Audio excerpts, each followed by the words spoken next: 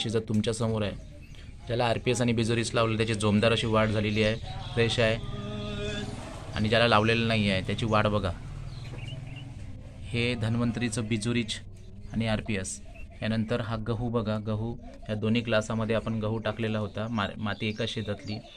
पण या गव्हाला इथे RPS आणि बिजोरीची बीजप्रक्रिया केलेली आहे. याला कोणतंच औषध लावलं नाही, पेरणी केली. त्यामधला हा रिझल्ट तुमच्या समोर आहे. अतिशय जबरदस्त असा रिझल्ट आलेला आहे.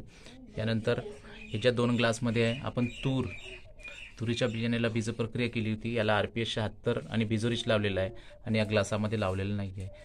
तर ही 100% उगवण झालेली आहे. रिझल्ट जबरदस्त आहे. म्हणून माझी सर्व शेतकरी बांधवांना अशी विनंती आहे की त्यांनी कमीत कमी या वर्षी आपल्या सर्व बियाण्याला कपाशीला सरकीला सुद्धा आपण बिजोरीच आणि RPSची बीजप्रक्रिया करावी आणि आपलं उत्पादन वाढवावं.